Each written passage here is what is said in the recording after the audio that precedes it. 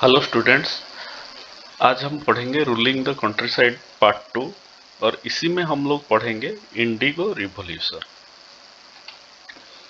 Demand for Indian indigo. The British forced और persuaded the farmers to cultivate the crops as per their requirement. India में farmer लोगों को British लोग persuade करते थे forcefully कि उनको जो फसल चाहिए वही कल्टीवेट करने के लिए।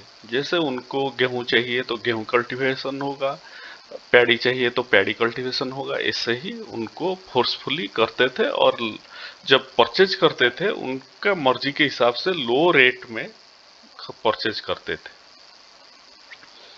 और उसी टाइप का एक क्रॉप है indigo. Indigo was being used as dye in cloth manufacturing. जो फाइनल प्रोडक्ट होता था इंडिगो का, उसी में क्या होता था, डाई बनता था, कलर बनता था क्लॉथ मैन्युफैक्चरिंग के लिए, क्लॉथ को कलरिंग करने के लिए। इंडिया में उससे पहले इंडिगो कल्टीवेशन होता था और इसका बहुत कम अमाउंट जाके यूरोप में पहुंचता था, क्योंकि इंडिया में भी उसी टाइम में बहुत अच्छा क्लॉथ्स प्रोडक्शन चलता था और इसीलिए वो ज़्यादातर इंडिया में यूज हो जाता था। और 18th सेंचुरी में जब इंडस्ट्रियलाइजेशन स्टार्ट हुआ, उसी टाइम में ब्रिटेन लोग क्या किए, क्लॉथ इंडस्ट्री भी लगाए और उसी में क्लॉथ को कलरिंग करने के लिए इंडिगो जरूरत होता था। और ये जो इंडिगो है वो आता था उनको यूएसए से आता था और वेस्ट इंडीज से आता था, और किसी वजह से उधर से नहीं आ पाया। इसलिए वो लोग क्या किए, न्यू फ्रंटियर को डिस्कवर करने के लिए ट्राई किए कि हमको दूसरा कहाँ से मिलेगा। और उनको उसी टाइम में इंडिया उनके अंडर में था, तो वो फोर्स किए कि इंडिया में फार्मर लोग इंडिगो कल्टीवेशन करेंगे। अभी इंडिगो कैसे कल्टीवेशन होगा? इंडिगो जो है वो दो प्रकार का कल्टीवेशन होता था, एक नीज और एक रायती। नीज कल्टीवेशन में क्या होता था, प्लांटर लोग जो फॉरेनर होते हैं वो लोग आते थे, अपना लैंड परचेज करते थे और उधर ही इंडिगो का खेती करते थे। और इंडिगो का खेती करने के लिए लेबर बहुत जरूरत होते थे, और बुलक ड्राइंग प्लाव भी बहुत मतलब जरूरत होता था। और उसी टाइम में इंडिया में पैडी का क्रॉप चलता था, इसीलिए उनको सफिशिएंट लेबर नहीं मिल पाता था और बुलक्स भी नहीं मिल पाता था, और उनको सफिशिएंट लैंड भी हासिल नहीं कर पाते थे। और इसी वजह से वो उधर वो लोग क्या किए, निजा कल्टीवेशन जो है इंडिगो का वो इतना सक्सेस नहीं हुआ, तो वो लोग फार्मर लोगों को फोर्स करना स्टार्ट किए।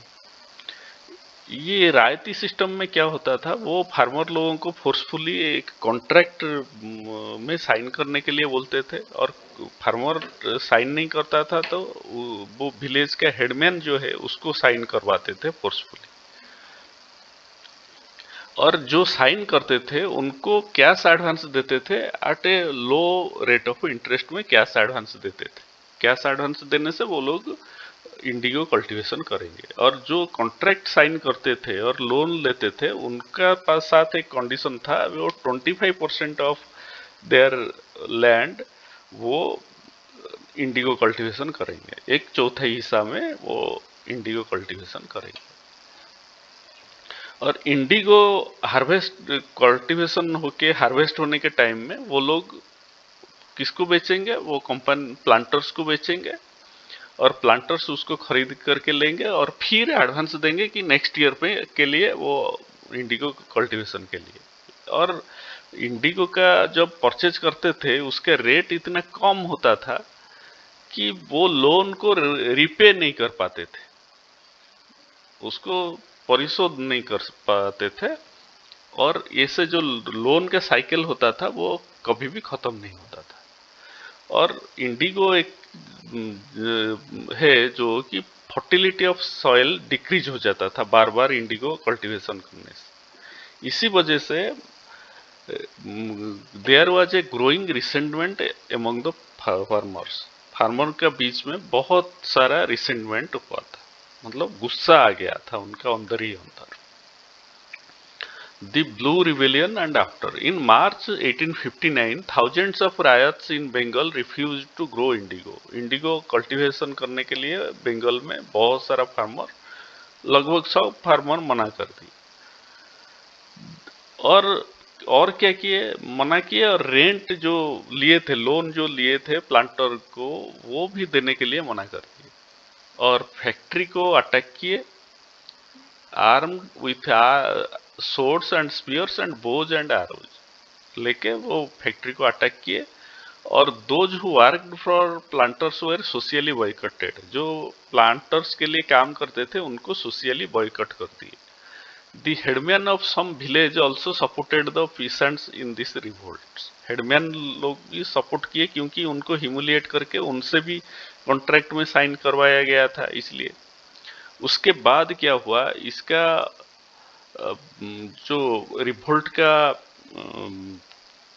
रिवोल्ट इतना सीरियस हो गया था कि lieutenant governor tour the region in winter 1859।